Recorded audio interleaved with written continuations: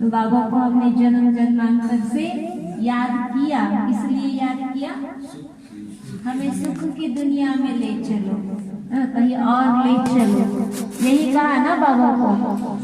और बाबा ने भी आज उदाहरण दिया ना, जैसे कोई वधू होती है, नववधू होती है, तो उसको ना उसके ससुराल वाले ले जाने आए तो कितने खुश हो जाते हैं कि उसको अपने ससुराल जाना है। बाबा कहते आप सबको भी अपने ससुराल जाना है। हमारा ससुराल कौन सा है? हम सबका ससुराल कौन सा है? सतयुगी दुनिया। मायका कौन सा है? हाँ, परम धाम घर। मायका परम धाम घर और ससुराल सतयुगी दुनिया। और यहाँ कहाँ है हम? संगम युग में वनवाह में है। संगम युग माना वनवाह में है।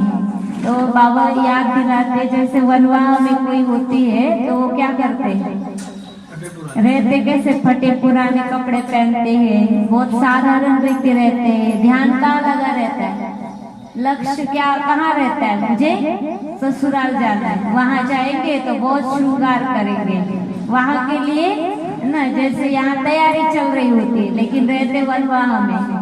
ऐसे हम बच्चों को भी बाबा कहते सतयुगी दुनिया में जाना है, अभी हम यहाँ वनवाह में हैं, तो हम बच्चों को वहाँ सतयुगी दुनिया में जाने की क्या होना चाहिए, अंदर में खुशी होनी चाहिए। आज बाबा ने ना एक शब्द बताया, ओना लगा रहे।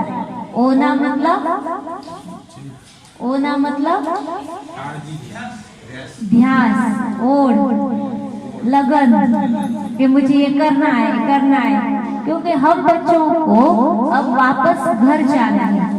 अभी हमारा जाने का समय है, अभी हमारी रिटर्न जर्नी है।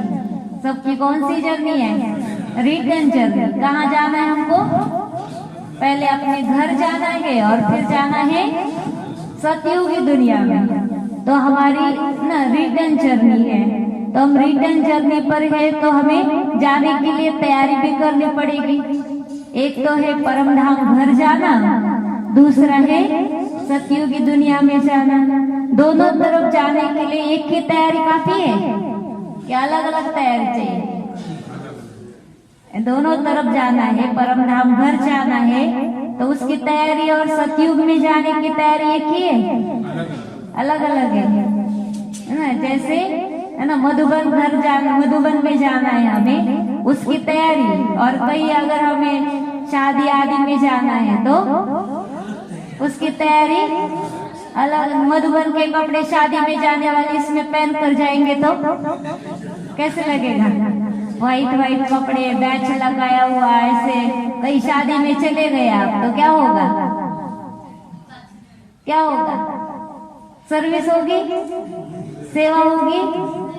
नहीं, हाँ डिसर्विस होगी। बाबा ने तो कहा है सर्विस करो, तो हम अच्छा सा व्हाइट ड्रेस पहन कर गए, अच्छा सा बैच आदि पहन कर गए, कहाँ? शादी में।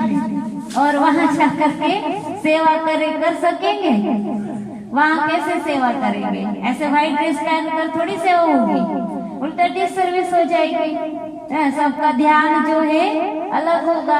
लेकिन बाबा तो कहते हैं अगर कहीं का प्रोग्राम में जाते हैं तो उस अनुसार जाओ, क्योंकि घर गृहस्थी वाले हैं तो बाबा कहते दोनों तरफ तोड़ निभाना ही होगा, दोनों तरफ तोड़ निभाना है। इसलिए हमें वहां जाना है तो कैसे जाएंगे? उस अनुसार जाएंगे, कलर कपड़े पहन करके जाएंगे। बाबा कहते जो बंधन वाले नहीं है वो नहीं जाए, जिनको है घर गृहस्थी में ना तो उनको जाना पड़ेगा, तो वहां के जैसा कलर कपड़े पहन कर जाएंगे। तो पुराने ड्रेस में जाएंगे नहीं, ठीक ठाक तो जाएंगे है ना, सबके साथ में ध्यान तो रखेंगे, जाकर के किसी से मिले, किसी को बाबा का संदेश सुनाए, चुपके से बैठ उनसे बातें करें, ऐसे तो ध्यान रखेंगे, है ना। ये अलग तरीका होगा सेवा का। लेकिन ऐसे नहीं मैं व्हाइट ड्रेस पहनकर, बैच पहनकर, अच्छा सा ये करके शादी में जाऊं, फिर मैं सेवा करूं, फिर वो लोग कहेंगे भोजन करो भोजन करो, हम कहेंगे नहीं नहीं मैं नहीं खाता हूँ, मैं नहीं खाता हूँ, मैं तो भोजन नहीं करता हूँ यहाँ का। ये सारा क्या हो जाएगा। अगर आप नॉर्मली ड्रेस में होंगे, वहाँ जाएंगे और फिर जो है चुपके से किसी को बात करेंगे, किसी को समझाएंगे, बाबा को परिचय देंगे, भोजन के लिए भी कोई कहेंगे हाँ कर रहे, क्योंकि व्हाइट ड्रेस में होंगे तो आप सब में अलग दिखेंगे और सबका ध्यान आपकी तरफ रहेगा। ये कब बैठते हैं, ये भोजन करने बैठे या नहीं, उठते या नहीं। नॉर्मली ड्रेस में होंगे तो किसी का इतना ध्यान नहीं जाएगा। तो ऐसे जो है फिर आप किसी को बोल भी सकेंगे हाँ हाँ कर लिया हाँ हाँ ऐसा ऐसा ऐसा बोल सकेंगे, ताकि किसी का ध्यान नहीं जाएगा। तो ये भी एक युक्तियां है ना। तो ना जैसे मधुबन जाने का ड्रेस जो है ना वो अलग होगा, उसकी तैयारी अलग होगी। यहाँ कहीं जाना है तो उसकी तैयारी अलग होगी। ऐसे हमें परमधाम घर जाना है तो उसकी तैयारी अलग है। सतयुगी दुनिया में जाना है तो उसकी तैयारी अलग है। अब परम धाम की तैयारी क्या करेंगे, बाबा को याद करेंगे। परम धाम घर जाएंगे, 2 मिनट ही याद करो, हम परम धाम में थे, ज्योति बिंदु रूप में होंगे तो वहाँ कैसे हमारी अवस्था होगी, क्या तैयारी चाहिए वहाँ के लिए। निर्संकल्प निर्विकल्प चाहिए। परम धाम घर में मैं आत्मा चाहूंगी तो कैसे जाना होगा। परम धाम में मुझे आत्मा को जाना है तो उसके लिए मुझे क्या तैयारी करनी है। हाँ, सब तरफ से मन बुद्धि को समेटना है, क्योंकि परम धाम घर जाएंगे वहाँ अपने बिंदु रूप में जब हम आत्मा होंगे तो बिंदु आत्मा का न शरीर होगा, न शरीर के कोई संबंधी होंगे, न कोई पदार्थ होंगे, न कोई न घर गृहस्थी होगी, न कोई व्यक्ति वस्तु, कुछ भी नहीं होगा, कुछ भी नहीं होगा। तो परम धाम में मैं आत्मा हूँ तो कैसे हूँ, बिल्कुल बिंदु, बिल्कुल सितारा, है ना, सबसे न्यारा, है ना, कोई कहीं मन बुद्धि नहीं, कोई बात का संकल्प नहीं। परम धाम की अवस्था मतलब क्या, कोई संकल्प नहीं, निर्संकल्प। तो मुझ आत्मा को परम धाम जाना है तो यहाँ मुझ आत्मा को कौन सी अवस्था बनानी है, निर्संकल्प। कोई तरफ मन बुद्धि नहीं भागा, कोई बात के तरफ मन बुद्धि अटके नहीं, न कहीं भी मन बुद्धि भागे नहीं। ये मेरा पुरुषार्थ है। जो परम धाम में जो बाबा हमें एक टाइटल देते, राज ऋषि, राज ऋषि, ये हम बच्चों का टाइटल है। तो एक तरफ राजा और दूसरी तरफ ऋषि। राजा जो है, राजा कैसे रहता है, कोई राजा होगा तो कैसे होगा, उसका राज सिंहासन होगा, बहुत महल माड़ी गाड़ी होगी और दास दासियां होगी, सारा सब कुछ धन वैभव आदि होगा। राजा मतलब ये सारा होगा। और ऋषि मतलब तपस्वी, वैरागी। ऋषि जो है वो है ना, कहाँ जंगलों में रहने वाले, है ना, कुछ भी जो भी कंदमूल आदि खाने वाले, है ना, ऐसे ऋषि में सब बातों से न्यारे। राजा मतलब सब बातों में है, ऋषि मतलब सब बातों से न्यारे। तो ऋषि मतलब परम धाम की अवस्था, राजा मतलब सतयुग की अवस्था ना। तो दोनों का मिलाकर कौन सा टाइटल है, राज ऋषि। तो हमको ना राजा का भी अनुभव करना है तो ऋषि का भी अनुभव करना है। तो राजा का अनुभव करना मतलब जब हम सतयुगी दुनिया में जाएंगे, स्वर्ग में जाएंगे, तो स्वर्ग में हमारे पास सब कुछ होगा, सब कुछ होगा। क्या क्या होगा स्वर्ग में, वो गुण कला वो तो अंदर की बात है, वो सारा अंदर में है। लेकिन बाहर क्या होगा, सतयुगी दुनिया में। पहले तो कंचन काया होगी, शरीर होगा ना सतयुग में। दूसरा क्या होगा? हमारे मित्र संबंधी आदि होंगे। तीसरा क्या होगा? सारा धन वैभव आदि होगा, पदार्थ आदि होंगे, सब कुछ होगा। सतयुगी दुनिया में ये सारा सब कुछ होगा। लेकिन हम आत्मा जो है सतयुगी दुनिया में वो सब कुछ होते हुए ना, वो सब कुछ है, लेकिन सब बातों से वो सभी बातों से न्यारे प्रभाव से मुक्त हो गए। क्योंकि हम आत्मा ना बाहर की जो चीजें हैं उन बाहर की चीजों के प्रभाव में नहीं रहते वहां।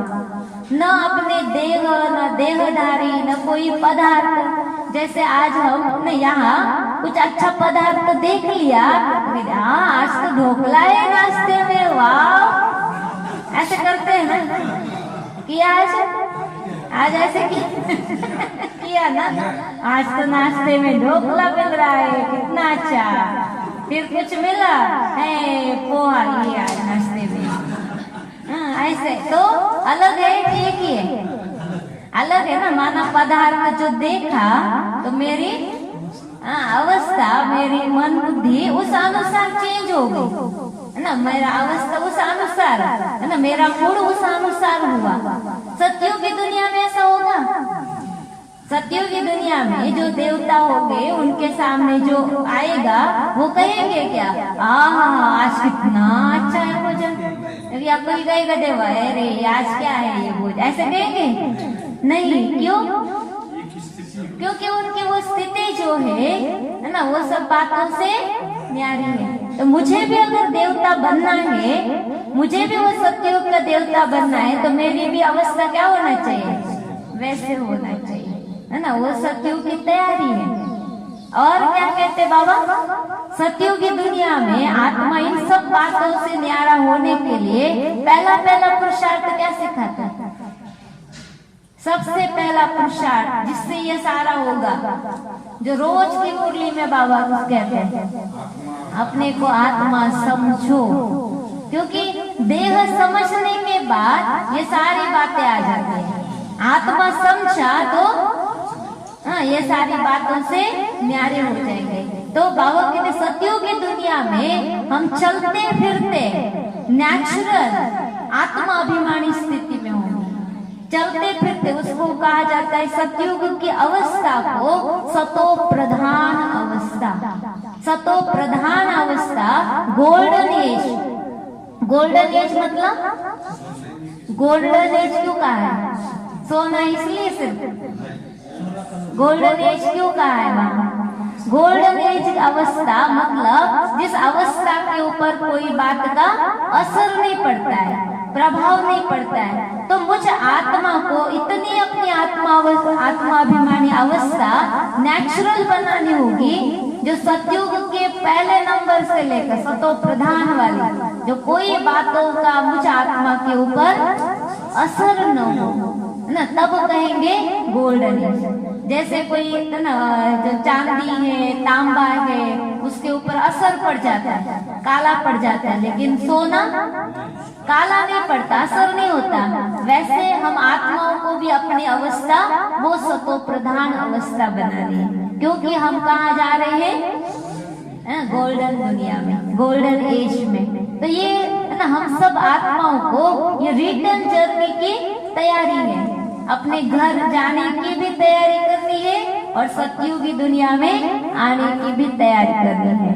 क्योंकि हम ना रिटर्न जर्नी पर हैं। साथ साथ हम आत्माओं को अपने घर जाना है, सतयुगी दुनिया में आना है, तो और क्या तैयारी करेंगे?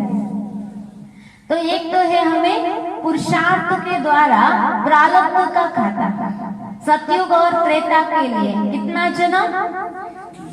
21 जन्म। 21 जन्म जो हम पुरुषार्थ करते हैं बाबा कहते उसके द्वारा क्या बनेगा? क्या बनेगा? हमारा प्रारब्ध बनेगा। 21 जन्म हम आत्माएं बैठकर खाएंगे। 21 जन्म हम आत्मा जन्म लिया, जन्मते ही हमको सब कुछ प्राप्त होगा। वो किस आधार से? हाँ, ये किस अभी संगम योग के पुरुषार्थ के आधार से, बाबा कहते हैं याद के आधार से, संगम योग में जो हमने ज्ञान लिया है, जो बाबा मुरली में समझाते, ये अभी के ज्ञान रतन वहाँ सतयुग में ये स्थूल रतन बनने वाले, हीरे मानिक मोती बनने वाले, अभी के ज्ञान रतन। तो ये ज्ञान रतन जितना यहाँ लेंगे उतना वहाँ सतयुग की दुनिया में ये हमें स्थूल रूपों में मिलेंगे। बाबा कहते पुरुषार्थ में जो एक एक गुण है, वो एक एक गुणों का अंदर में जैसे श्रृंगार किया हुआ हो। एक अव्यक्त बाबा वाणी बाबा ने कहा था, जैसे अलग अलग सेट है, जैसे ड्रेस में मैचिंग करते हैं ना, जैसे कोई कलर लाल कलर है तो सारा वो मैचिंग वैसे ही पहनते हैं, वैसे बाबा कहते आप भी है ना सारा है ना एक एक गुणों का क्या करो, है ना, बोल में भी वही, कर्म में भी वही, चाल चलन में भी वही। जैसे हमने अगर शांति का गुण ले लिया, शांति का एक गुण है तो हमारे दृष्टि भी शीतल हो, हमारे बोल भी कैसे हो, वो शांति वाला हो, फिर हमारे कर्म में भी वो शांतता दिखाई दे, हमारे चाल चलन में व्यवहार में भी वो शांतता दिखाई दे। तब क्या कहेंगे हमने कौन सा सेट पहना है, जैसे शांति का सेट पहना है ना, कभी संतुष्टता वाला सेट पहनो, कभी बाबा कहते मधुरता वाला सेट पहनो। तो ये सेट है, तो अभी ये जो सेट पहनेंगे तो इसका प्रारब्ध सतयुग की दुनिया में क्या मिलेगा। बाबा ने कहा सतयुग की दुनिया में जैसे कर्म अलग अलग, तो आप सतयुग की दुनिया में ड्रेस चेंज करते जाएंगे। अभी ना हम राज्यसभा में जा रहे हैं तो वहाँ का ड्रेस अलग होगा, सारा मैचिंग। फिर है ना कहीं भोजन करने जा रहे हैं तो वहाँ का ड्रेस अलग होगा, है ना, कहाँ खेलने जा रहे, रास करने जा रहे तो वहाँ का ड्रेस अलग होगा। ये अलग अलग सारा वहाँ मिलेगा, लेकिन किस आधार से, अभी की ये पुरुषार्थ के आधार से, जो बाबा कहते पुरुषार्थ द्वारा प्रारब्ध कितना 21 जन्म के लिए। तो ये है पुरुषार्थ द्वारा प्रारब्ध जमा करने का समय। जितना बाबा ने आज मुरली में कहा, पुरुषार्थ में जितना अशरीरी अवस्था का अभ्यास करेंगे, स्लोगन में अशरीरी स्थिति का अभ्यास करेंगे, उतना क्या होगा, उतना क्या होगा, नंबर आगे आएगा। हमारा नंबर जो है आगे, ये पुरुषार्थ की बातें है। नंबर सतयुग की दुनिया में आगे लेना है ना, प्रारब्ध हमें ज्यादा से ज्यादा प्राप्त करनी है, तो ये अभ्यास बहुत जरूरी है। इस अभ्यास के द्वारा ही हमारा पुरुषार्थ में नंबर ना, हमारा सतयुग की दुनिया में नंबर आगे आएगा। दूसरा जो है वो है सेवाओं के द्वारा पुण्य का खाता। अब हम संगम युग पर ना, हम बच्चे जो है हमारा जैसे कि ना सारे कल्प के लिए भाग्य बनाते जा रहे हैं, सारे कल्प के लिए जो है ना ये जमा करते जा रहे हैं, क्योंकि संगम युग पर हम बच्चे है ना जो सेवा करते हैं। सेवा में क्या होता है ना, जैसे कोई अभी ये स्थूल बातें, जैसे छोटी छोटी बातें हैं, अभी हमने नाश्ता कर लिया, नाश्ता करने के बाद जो है ना हमें सेवा होती है, कितनी सारी सेवाएं हैं ना। कई है जो सच्चे दिल से, जिनको अंदर से लगन है सेवा की, वो सचमुच कोई ना कोई सेवा ढूंढते हैं, कोई साफ सफाई करते हैं, कोई बर्तन मांजते हैं, कोई ना रोटी बनाने में लग जाते हैं, कोई है ना कहाँ कुछ कर लेते हैं, और कोई जो है खाया पिया मस्त हो गए, जाकर के सो गए। तो कमाई कौन कर रहा है, सोने का समय कौन सा है वास्तव में, सोने का समय है, नाश्ता किया हमने, सोने का समय है, हमारा सोने का समय कौन सा है, भोजन के बाद सोने का समय है, दोपहर का ना, और रात्रि का समय सोने का समय है। लेकिन हम जब सेवा का समय है तब हम क्या करते हैं, तब क्या करते हैं, जाकर के सो जाते हैं। तो बाकी जो है सेवा करने वाले है ना, जो अंदर से है हमें सेवा करना है, भाग्य बनाना है, वो सेवा करते हैं, वो क्या कर रहे हैं, पुण्य जमा कर रहे हैं। तो उससे क्या होगा ना जो ना आलस्य को त्याग कर, ना भाग्य को समझ कर, पुण्य को समझ कर जो सेवा कर रहे हैं, उससे क्या होगा? एक तो आलस्य का संस्कार जो है, आलस्य का ये संस्कार है ना, वो संस्कार क्या हो जाएगा? सब अगर मेरे अंदर पहले से है वो संस्कार, लेकिन मैंने वो संस्कार को छोड़ने के लिए, है ना, मुझे आदत से आ रहा है लेकिन फिर भी, है ना, सेवा में लग गए तो क्या हो जाएगा? वो संस्कार धीरे धीरे समाप्त हो जाएगा, है ना। दूसरा क्या हो जाएगा? है ना, मेरा पुण्य जमा हो जाएगा।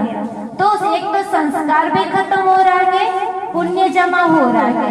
तो द्वापर युग के बाद में हम आत्माओं को ये बहुत काम में आ जाएगा, क्योंकि द्वापर के बाद में हम आत्मा जो जन्म लेंगे तो वो इस आधार से ही जन्म लेंगे कि हमने कितना पुण्य जमा किया हुआ है। और जो संस्कार जो है हमारे, ये संस्कार हमारे द्वापर युग में, है ना, ये काम करने लगेंगे। अगर हमने आलस्य का संस्कार, जो अभी संगम युग का थोड़ा समय बचा है, कितना समय बचा है? अपने संस्कारों को परिवर्तन करने के लिए कितना समय बचा है? कितना थोड़ा सा, बिल्कुल लास्ट वाला समय है। और इस समय में, है ना, ये जो संस्कार है हमारे अंदर जो भी है, वो अगर हमने समाप्त नहीं किया तो ये ऐसा ही बचा रहेगा। ऐसा ही रहा तो ये क्या होगा? एक तो जाएंगे तो बीच में कौन मिलेगा हमको? धर्मराज मिलेगा। धर्मराज से सजा खानी पड़ेगी, क्योंकि वो संस्कार वैसे का वैसा रहा। फिर द्वापर युग के बाद में जो है वो संस्कार फिर उछल खाएगा, निकल आएगा। वो संस्कार निकल आएगा तो कर्म कैसे होंगे? कर्म कैसे होंगे? वही कर्म होंगे तो हमारा भाग्य क्या हो जाएगा? इसलिए अभी संगम युग है ना, परिवर्तन करने का समय ना। अभी संगम युग है, एक एक बात पर अटेंशन रख करके पुरुषार्थ करने का समय, क्योंकि इसी समय में हमें सेवा करके पुण्य भी जमा करना है। और सेवा करते, बाबा ने कहा ना, सेवा जितना करेंगे आप ही माया से भी मुक्त हो जाएंगे। आप देखो, सेवा में लग जाओ, कोई बातें आएगी इधर उधर की, व्यर्थ बातें आती है सेवा में, क्या आते हैं? सेवा में उमंग उत्साह बढ़ता है, सेवा में इधर उधर की बातें नहीं होती है। लेकिन खाली बैठे रहो, खाली बैठे रहो, नींद आएगी या इधर उधर की बातें सोचते रहेंगे, माया परेशान करती रहेगी, टेंशन आता रहेगा। तो है ना, सेवा में जो है हमें ये प्लस पॉइंट है, हमें, है ना, बाबा कहते हैं प्रत्यक्ष खुशी होती है। प्रत्यक्ष जो है आत्मा को उमंग उत्साह प्राप्त होता है। तो ये हमारी प्राप्तियां है। तो इसलिए संगम युग पर जितना हम दिल से सेवा करेंगे, जो भी सेवा है, बाबा ने कहा कोई भी सेवा छोटी या बड़ी नहीं है। कोई भी सेवा जो है उसके मार्क्स कम नहीं है, चाहे वो बाबा कहते भाषण करना हो या भाषण करना हो। भाषण करना मतलब बर्तन मांजना, हाँ, जो भाषण करना और बर्तन मांजना, दोनों सेवा, है ना, दोनों के भी मार्क्स एक जैसे हैं। सिर्फ जो है अवस्था के ऊपर है। अगर भाषण करते हुए अवस्था कम है, ठीक नहीं है, तो उसके इतने मार्क्स नहीं मिलेंगे। लेकिन कोई अगर भाषण बर्तन में मांज रहे, बड़े खुशी खुशी से, वाह मेरा भाग्य, भगवान की सेवा कर रहे, यज्ञ की सेवा कर रहे, कितना मेरा भाग्य बन रहा है, ऐसे खुशी में सेवा कर रहे, तो उसमें भी ज्यादा मार्क्स मिलेंगे। तो जो भी सेवा करते हैं वो कैसे करना है?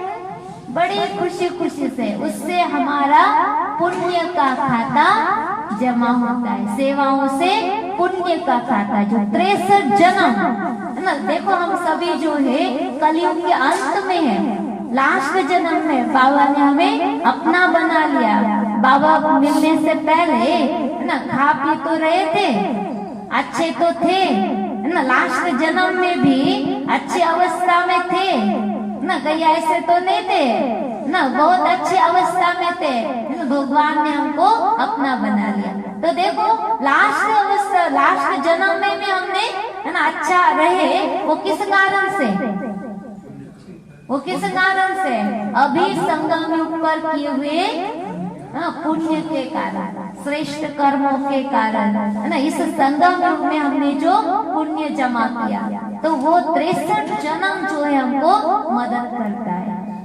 और फिर लास्ट जो है दुआओं का खजाना, लास्ट हमको जमा करना है वो है न पुण्य का सुख दे करके दुआओं का खजाना जमा करना। दुआएं कैसे मिलती है? आप दुआएं कब जमा होगी? सुख देने से। जब हम सबको सुख देते हैं, जब हम समय पर मदद करते हैं, तब हमको मिलती है दुआएं। अभी इस समय में सबको कौन सी जरूरत है? लास्ट समय में अभी सबको जो है कलयुगी दुनिया में सब आत्माएं दुखी है, अशांत है, टेंशन में है ना, अनेक बातों में घबराई हुई है। क्या होगा, कैसे होगा, कैसे परिवार चलेगा, है ना, ऐसे इन चिंताओं में है। ऐसे समय में हम आत्माएं उनको सुख देते हैं, है ना, जैसे सकाश देते हैं, ये भी सुख देना हुआ ना, तो दुआएं मिलती है। जो भी मनसा वाचा कर्मणा, है ना, संबंध संपर्क द्वारा हम किसी को सुख देते हैं तो इससे हमें दुआएं मिलती है। और ये दुआएं जो है हमें अंत समय की परीक्षाओं में मदद करती है। जितना दुआएं हम जमा करेंगे अंत समय में हम इन परीक्षाओं में पास हो जाएंगे। इसलिए बाबा ने भी कहा है ना, संगम युग पर ऐसी सेवा करो, इतनी दुआएं जमा करो जो 3 सर्टिफिकेट मिल जाए। किससे किससे?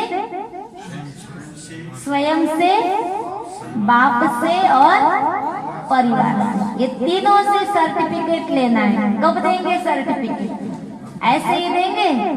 कोई हमें सर्टिफिकेट ऐसे ही देंगे? नहीं। कब देंगे? आप उनको मदद करेंगे, सुख देंगे, तभी तो सर्टिफिकेट मिलेगा संतुष्टता का। और सभी से सर्टिफिकेट मिलेगा तभी अपने दिल से भी सर्टिफिकेट मिलेगा। ऐसे नहीं है कि हमने कुछ नहीं किया हम संतुष्ट है, नहीं ना। जब सबसे संतुष्टता का सर्टिफिकेट लेंगे तो खुद भी खुद को सर्टिफिकेट दे सकेंगे और फिर बाबा भी हमें सर्टिफिकेट दे सकेंगे। इसलिए बाबा ने ना पिछली बार जो अवतरण की मुरली थी इसमें कितना जोर दिया ना, स्व से सर्टिफिकेट, परिवार से और बाबा से, सब ना ये संतुष्टता का सर्टिफिकेट। तो ये है हमारी अंत समय की ना ये तैयारी, रिटर्न जर्नी की तैयारी, घर जाने की तैयारी। तो जाना है ना घर? कब जाएंगे? कितना समय है? आपको क्या लगता है? समय को देखकर, परिस्थितियों को देखकर, ये सब देखकर क्या लगता है कितना समय रहा होगा? अचानक जाएंगे। देखो भगवान ने भी कितना समेट लिया, बाबा ने समेट लिया ना। देखो पहले कहाँ कहते बाबा के कमरे में आते थे। बाबा का कमरा कितना छोटा है, कितने लोग बैठते होंगे, तो वहाँ बाबा आते थे, अव्यक्त बाबा। फिर जो है हिस्ट्री हॉल में आने लगे, फिर जो है ना मेडिटेशन हॉल में आने लगे, फिर ओम शांति भवन में आने लगे, वो भी कम पड़ गया। फिर शांतिवन में आने लगे। शांतिवन में हम जब मिलते थे तो बाबा 10-12 बजे तक मिलते थे। उसके बाद में थोड़ा थोड़ा करते थोड़ा दृष्टि देने लगे, थोड़ा बीच में। अभी तो आते ही नहीं। हाँ, अभी तो वैसे बाबा से है ना, गुलजार दादी के द्वारा ना मिलन नहीं होता है, अव्यक्त का अव्यक्त ही मिलन चल रहा है। तो बाबा ने कितना समेट लिया ना, दिन प्रतिदिन बाबा ने समेट लिया ना। जो मधुबन यज्ञ में कहते हैं अभी तक ऐसे नहीं हुआ, मधुबन में मुरली बंद, क्लास बंद, है ना, यह ना जो भी है ना भंडारा बंद, ऐसे नहीं हुआ है ना। जो भी पहले से लेकर चलता आया। अभी देखो समय कैसे परिवर्तन हुआ है ना, समय कैसे आया। और अभी भी हम कहे ऐसे तो नहीं लगता है कोरोना तो जाएगा, अभी ठीक ठाक होगा, सब पहले जैसा हो जाएगा। आपको क्या लगता है? पहले जैसा हो जाएगा? हाँ, बाबा तो कहते हैं ना परिस्थितियां नाजुक होती जाएगी। बाबा ने ये नहीं कहा है परिस्थिति अच्छी होती जाएगी। ठहरो बच्चों, क्या कहा है बाबा के माँ बाप की? क्या है? दुनिया वालों का छोड़ो, कोई कहेगा इतने दिन में कब खत्म होगा, कोई कहेगा उतने दिन में खत्म होगा, कोई कुछ कहेगा, कोई कुछ कहेगा। बाबा के माँ बाप की क्या है? समय नाजुक आता जाएगा, तो समय नाजुक आता जाएगा, परिस्थितियां नाजुक होती जाएगी, तो मेरी अवस्था उन परिस्थितियों के लिए रेडी है, उन परिस्थितियों के लिए तैयार है, क्योंकि हमें अभी वापस घर जाना है। आज बाबा ने कहा किसी से ममत्व नहीं रखना है, घर गृहस्थी में रहते हैं, कार्य व्यवहार करते हैं, देहधारियों से क्या नहीं करना है? प्रीत नहीं रखनी है, क्योंकि देह क्या होने वाला है? मिट्टी में मिल जाएगा, देह मिट्टी में मिल जाएगा, आत्मा है ना, अचर अमर आत्मा जाकर नया शरीर लेके। तो बाबा ने कहा कोई भी ममत्व नहीं रखो, क्योंकि अभी वापस घर जाने का समय है। तो मुझ आत्मा को वापस घर जाना है, सब करते हुए है ना, सब कार्य व्यवहार संभालते हुए, सब तरफ से मन बुद्धि को हटाए, वो नई दुनिया में जाने के लिए, परम धाम घर जाने के लिए हमें तैयारी करनी। नहीं तो कहीं यहाँ बैठकर सोच रहे हैं कब ये खत्म होगा, कब हम जाएंगे, कब हम करो मुक्ति धाम तुम्हें जाना है, अपने सुकर्मों के बल पर ही सतयुग में तुमको आना है। शिव पिता को अब याद करो। ओम शांति। तो हम यहाँ बैठे बैठे है ना, जो धंधादारी का सोचे, अपने कमाई का सोचे, तो क्या होगा?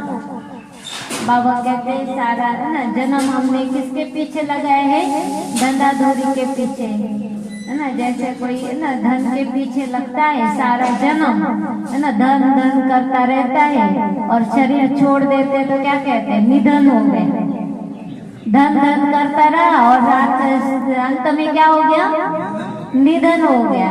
जब होना ही निधन है तो धन धन क्यों करना है? धन के पीछे क्यों लगना है ना। कोई सोचते हमारे बाल बच्चों के लिए रखे, पुत्र पोतों के लिए रखे। बाबा कहते कोई भी है ना पुत्र पोत्रों के लिए ना, जो पुत्र पोत्र खाएंगे नहीं, क्योंकि सारा ही क्या होना है? मिट्टी में मिल जाना है। आज की मुरली में क्या था बाबा के? बाबा ने कहा अभी संगम युग पर अभी समय है, सफल करो ना। अंत में कहेंगे बाबा ये ले लो, तो अंत समय में बाबा को कहेंगे ये ले लो, बाबा लेगा क्या? हाँ, जब नोट फेंक देने का समय है तब कहेंगे बाबा ये 1000 की गड्डी ले लो, तो क्या होगा? हाँ, कहेंगे अभी नहीं लेंगे, क्योंकि काम में नहीं आने वाला। आज बाबा ने क्या कहा? भोलानाथ है लेकिन अनाड़ी नहीं है। शिव बाबा भोलानाथ जरूर है, लेकिन अनाड़ी व्यापारी नहीं है ना, जो लेवे और है ना भर करके देना पड़े। बाबा कहते ऐसा क्यों ले जो काम में नहीं आएगा और उनको देना पड़े किस जन्म, ऐसा लेगा क्या बाबा? तो अभी हमारा तन मन धन जो अभी सेवा में जितना सफल करना चाहे उतना करें, बाद में ये सफल नहीं होगा। हम रखे रहेंगे, देखे क्या होता है, देखे कैसे होता है, बाद में सफल करेंगे, बाद में सेवा में लगाएंगे, बाद में ये सेवा में नहीं लगेगा, सफल नहीं होगा। इसलिए बाबा कहते अभी करो। और कितना फायदा कितना है? एक चावल मुट्ठी के बदले क्या मिलने वाला है?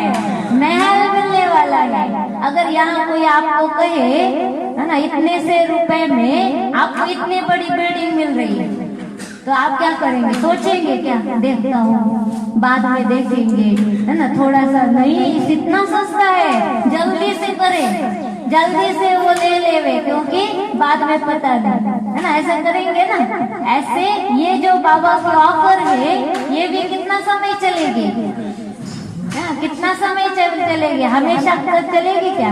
अंत समय कोई कितना कहेगा ये ले लो बाबा, बाबा कहेंगे अब कोई काम कर रहे हैं, अभी अपने पास ही रखो, अभी समय है। तो बाबा कहते सफल करो, एक मुट्ठी चावल के बदले 21 जन्म का महल मिल जाएगा। कितना फायदे की बात है। इस संगम में ना बाबा हमारे साथ हैं। हमारे जो अंत समय की जो तैयारी है, इस अंत समय की तैयारी में हमें एक बात को बड़ा अंडरलाइन करना है, जो आज बाबा ने वरदान में कहा है कि बाबा 1000 भुजाओं से हमें मदद कर रहा है। 1000 भुजाएं, कितनी भुजाएं बाबा के पास? 1000 भुजाओं से बाबा मदद कर रहे हैं। तो ऐसे बाबा की सच्चे स्नेही बन कर रहे हैं। क्योंकि ना जो भी हमारे जीवन में परिस्थिति आती है, जो भी हमारे जीवन में शरीर के कर्म भोग है ना, जो भी है ना वातावरण है, जो भी है, लेकिन उसमें बाबा हमें कैसे मदद कर रहा है वो बार बार हमें देखते रहना चाहिए।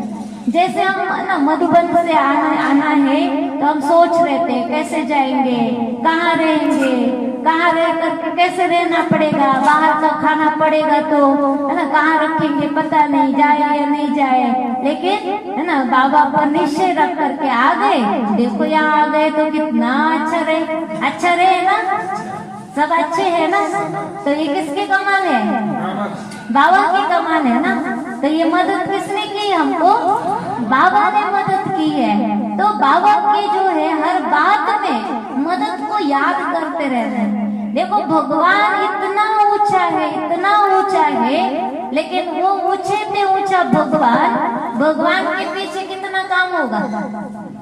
थोड़ा 2 मिनट बाबा के पास जाकर बैठ कर देखो, सूक्ष्म वतन में है ना, बाबा के पास जाकर बैठ कर देखो। जैसे है ना वतन का इतना इमर्ज नहीं होता है। चलो मधुबन में बाबा आते हैं, अब एक बाप दादा बैठते हैं जब लास्ट में, तो कितने सारे क्या क्या लेकर आते हैं, कोई का क्या, कौन कैसे मिलने वाले, ऐसे है ना। जैसे यहाँ ना साकार में और वतन में तो ज्ञानी भी है, अज्ञानी भी है, भक्त भी है, साइंस वाले भी है, हर प्रकार के हैं। हर प्रकार के बाबा के पास आते हैं, हर प्रकार के अपना कुछ न कुछ बाबा को सुनाते रहते हैं। भक्त होंगे तो क्या कहते होंगे? जो भक्त आएगा बाबा के पास तो क्या कहेगा? हे भगवान तेरी दृष्टि मेरे पर रखना, हे भगवान तू मुझे मदद करना, हे भगवान तू मुझे साथ देना। और क्या कहेगा भक्त? क्या कहेगा?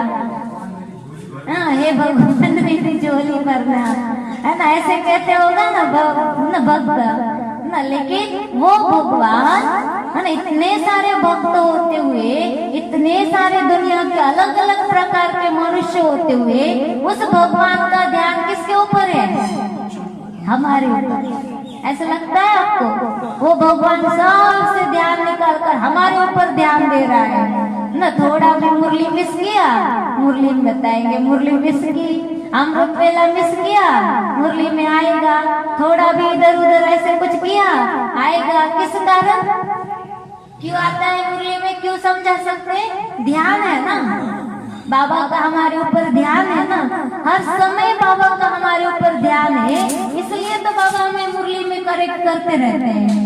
इसलिए तो हमें हर समय जो है, हर परिस्थिति में बाबा की मदद का अनुभव होता रहता है। लेकिन हम वो अनुभव करते हुए, लेते हुए हम वो भूल जाते हैं। बाबा के वो स्नेह को, बाबा के प्यार को हम बार बार याद नहीं करते, और जिस कारण हमारी मन बुद्धि बाबा से निकलकर और तरफ भागती है। लेकिन सच्चे स्नेही कब बन सकेंगे? जब हर समय में बाबा की कैसे कैसे मुझे आत्मा को मदद मिल रही है, कैसे बाबा 1000 भुजाओं से मुझे मदद कर रहे हैं, उसको याद करना है।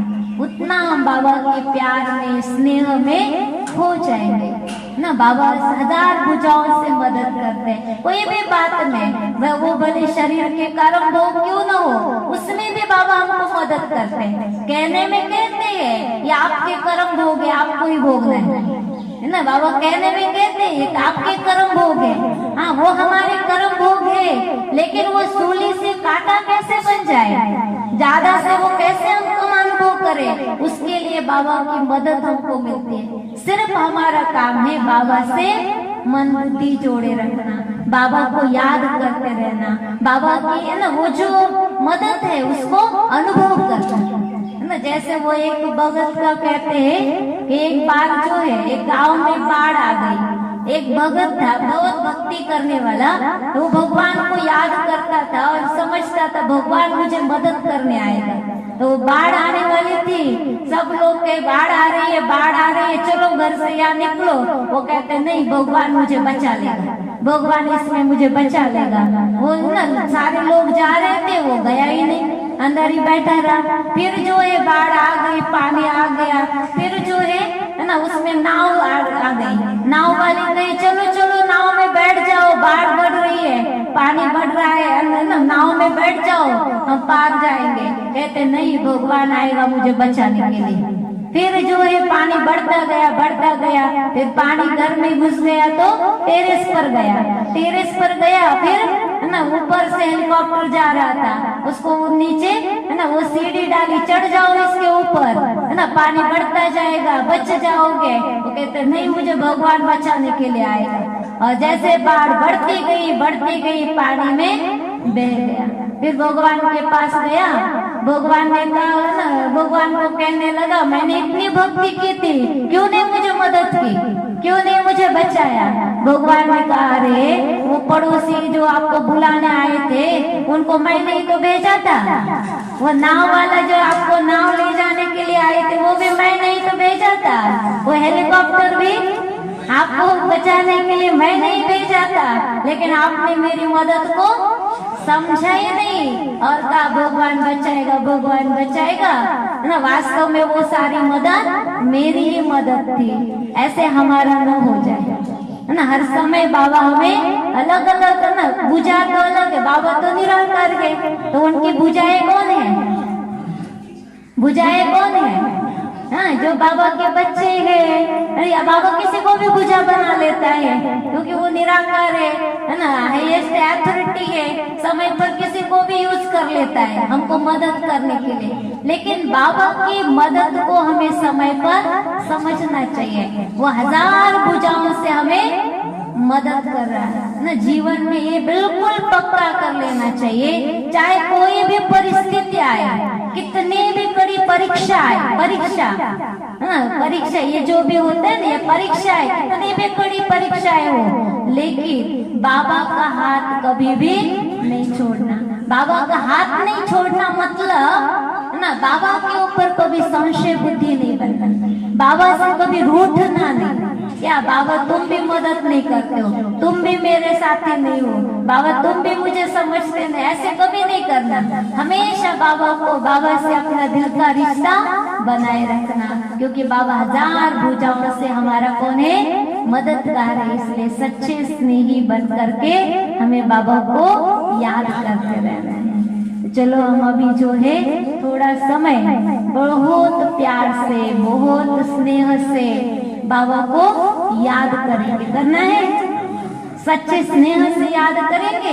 मैं आत्मा कौन हूँ? सच्चे स्नेही। आज का वरदान है ना, तो हम सब उसको स्वमान के रूप में याद करेंगे, मैं आत्मा सच्चे स्नेही हूँ। तो बाबा ने जीवन में मुझे क्या क्या मदद की है, कैसे कैसे बाबा मदद करते आए हैं, कहाँ से कहाँ मेरे जीवन को बाबा ने बदल दिया, पलटा दिया जीवन को। बाबा न मिलता तो कहाँ होते है ना। ये याद करते बाबा के उस प्यार में हम खो जाए, बाबा को दिल से शुक्रिया करें। और बाबा ने है ना, बाबा अभी भी हमारी जीवन हमको संभाल रहा है, खिला रहा है, पिला रहा है, जीवन की रक्षा कर रहा है, ये बाबा की मदद है। तो दिल से बाबा को हम शुक्रिया करें, सच्चे स्नेह से बाबा को हम याद करें। सब अपने अपनी जगह पर खड़े हो जाएंगे। खड़े होकर के हम बाबा को याद करेंगे।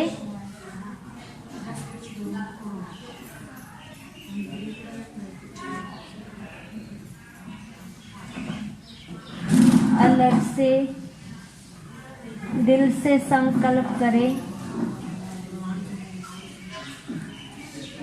वहाँ रे मैं आत्मा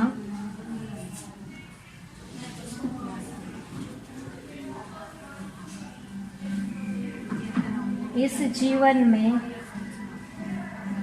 चलते चलते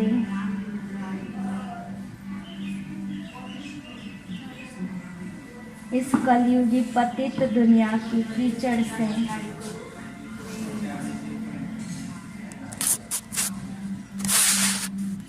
स्वयं परमात्मा ने मुझ आत्मा को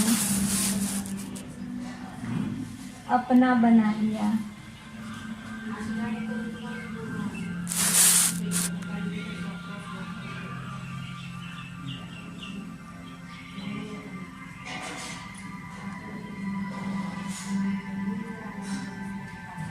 लाखों की भीड़ में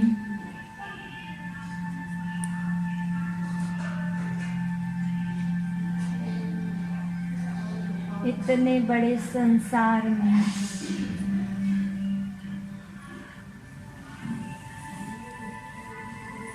उस परमात्मा की नजर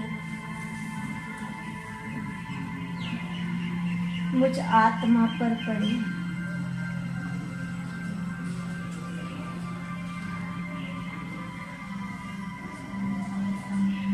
कितना न मेरा श्रेष्ठ भाग्य है।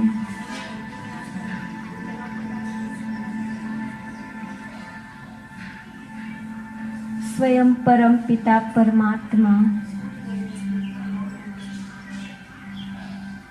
मेरा बन गया।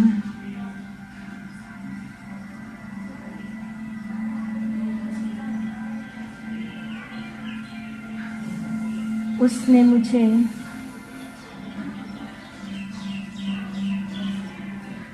बच्चा के गोदी में बिठाया।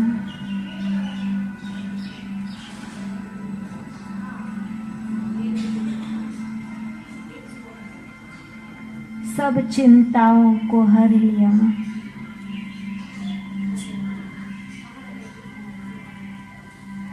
दुख दर्द के आंसू पोंछे।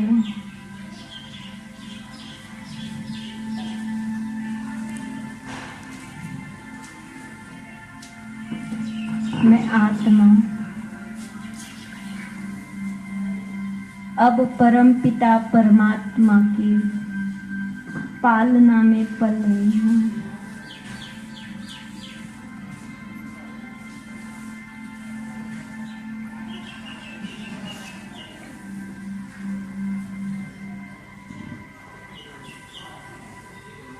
हम उठते भी उस परमात्मा की पावन गोदी में,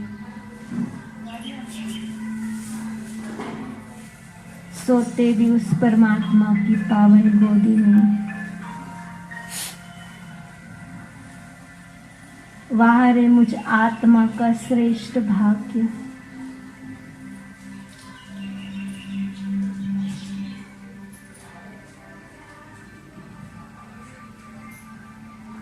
सारे कल्प में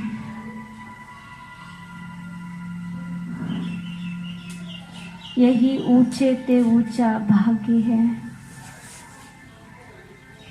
कि स्वयं भगवान मेरा बन गया।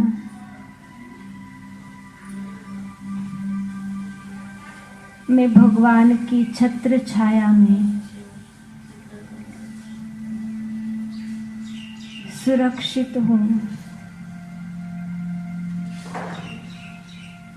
स्वयं भगवान मेरा पिता मुझे टीचर रूप में पढ़ा रहा है।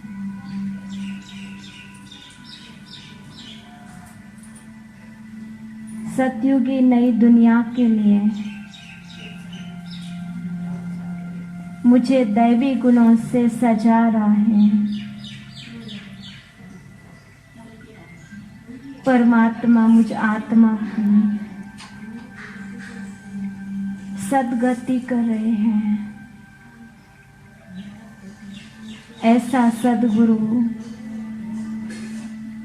जो मुझे अपने साथ ले जाने आए हैं। वाह रे मेरा भाग्य।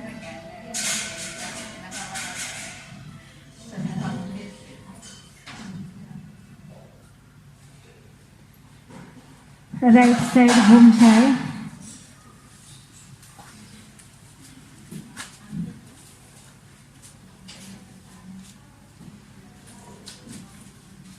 इस संगम युग में मैं आत्मा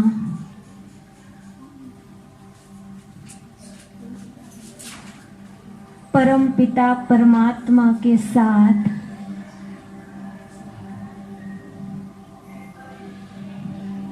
परम पिता परमात्मा ने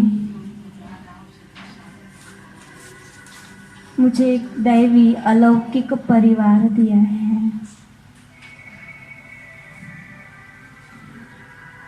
मैं परमात्मा के संग में दैवी परिवार के संग में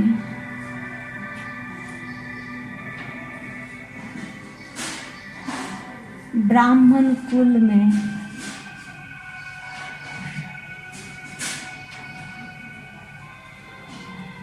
परमात्मा के साथ अपना जीवन श्रेष्ठ ते श्रेष्ठ अनुभव कर रही हूँ। कितना मीठा दैवी परिवार है, परमात्मा परिवार।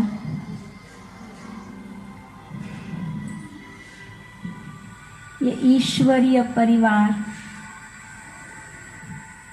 सारे कल्प में एक ही बार मिलता।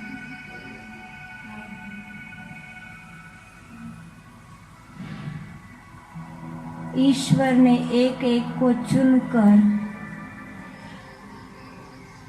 इस परिवार में लाया है। यही मेरा कल्प पहले वाला बिछड़ा हुआ परिवार है। सब बाबा के बच्चे हैं, बहुत प्यारे हैं। हर एक बाबा का बच्चा विशेष रत्न है।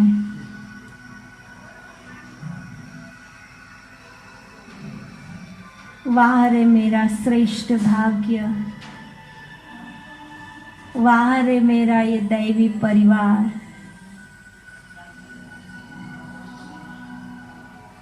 सब देह अभिमान से मुक्त,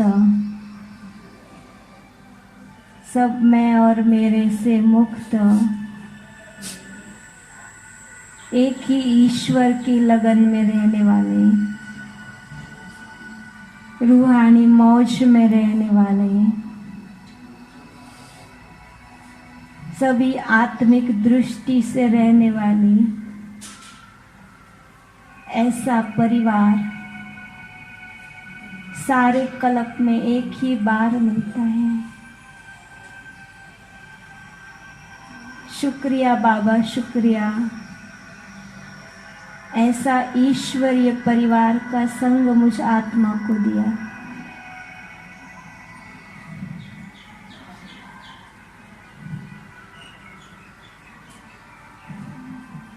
फिर राइट साइड घूम जाए।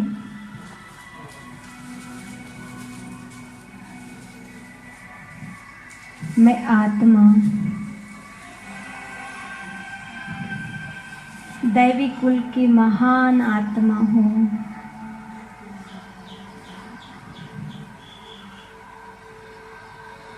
यही ईश्वरीय परिवार सतयुग में देवता रूप में जन्म लेंगे। सतयुग में जन्मते ही हम देवताओं के बच्चे होंगे। दैवी दुनिया में सदैव हर्षित मुख, सदैव आत्माभिमानी, स्थूल व सूक्ष्म श्रृंगार से सजे सजाए चारों ओर आनंद ही आनंद होगा, खुशियाँ ही खुशियाँ होगी। सदैव सदा बाहर प्रकृति होगी। ऐसे स्वर्ग में, ऐसी पावन दुनिया में हम सब ईश्वरीय परिवार, दैवी संतान होंगे।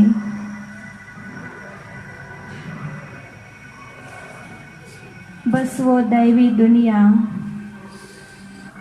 स्वर्ग आया कि आया। मैं आत्मा उस नई दुनिया में स्वयं को अनुभव कर रही हूँ।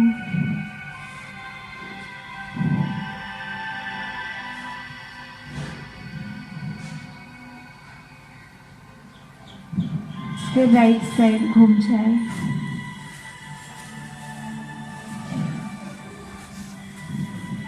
मैं आत्मा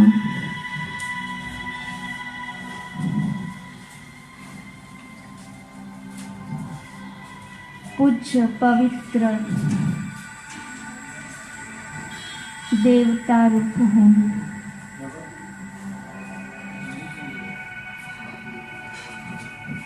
मंदिरों में भक्त जिन्हें पूजा करते हैं,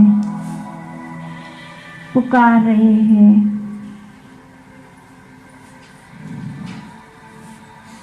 वही मैं पूज्य देवी हूँ, पूज्य देवता हूँ। सब भक्त आत्माएं दुखी है, अशांत है, उन सब भक्तों को परमात्मा की पवित्र किरणें लेकर मैं आत्मा पूज्य देवता प्रदान कर रहा हूँ। सबके दुख दूर हो जाए, सब आत्माएं विघ्नों से मुक्त हो जाए। मैं पूज्य देवात्मा सब आत्माओं का संगम युग पर आह्वान कर रहा हूँ।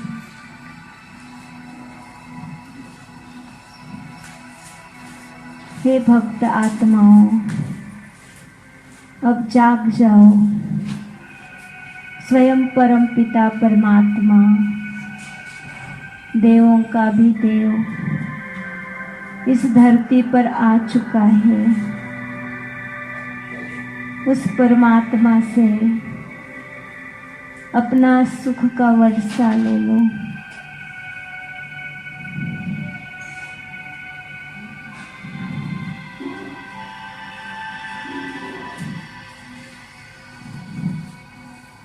फिर राइट साइड घूम जाए।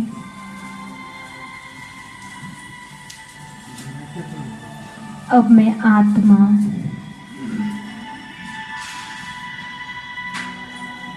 फरिश्ता हूँ।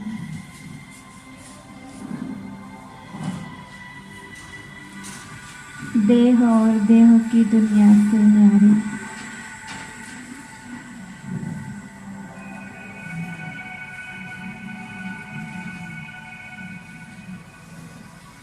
आकाश में स्थित सारे ग्लोब को परमात्मा की दिव्य किरणों को देते हुए सारे ग्लोब को दे रही हूँ।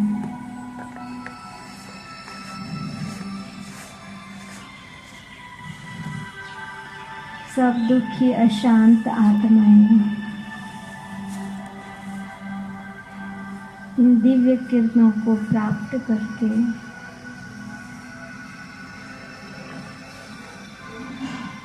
जैसे दुख अशांति में राहत का अनुभव कर रही है।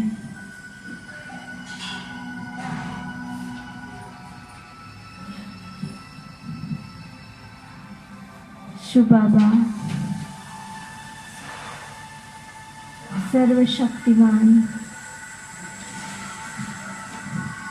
मुझ आत्मा में पवित्र किरणों की वर्षा कर रही है।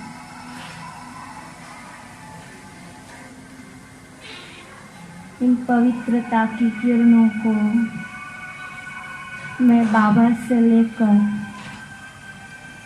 सारे ग्लोब पर डाल रही हूँ। प्रकृति के पांचों ही तत्व इन किरणों को ग्रहण कर रही है।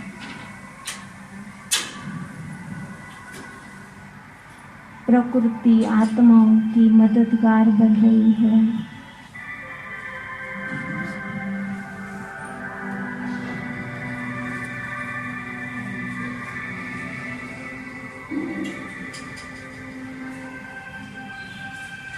ये प्रकाश, ये पवित्र किरणें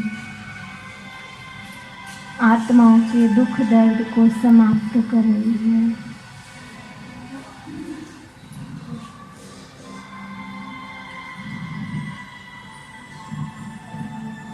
अभी मैं आत्मा अभी अपनी जगह पर सीधा होकर के बैठ जाए।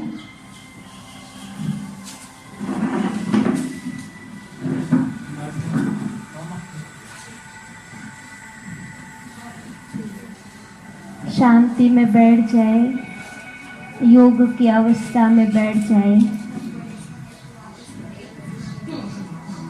संकल्प करे मैं आत्मा परम धाम में हूँ, ज्योति बिंदु रूप में बाबा के सानिध्य में हूँ। निराकारी अवस्था में हूँ।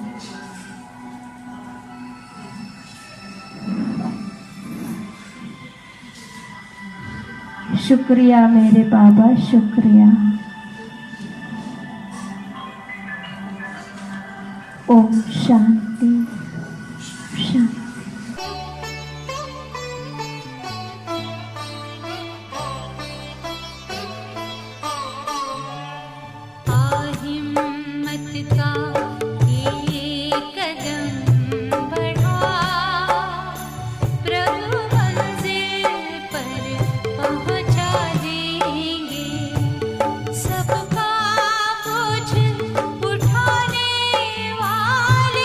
सबका बोझ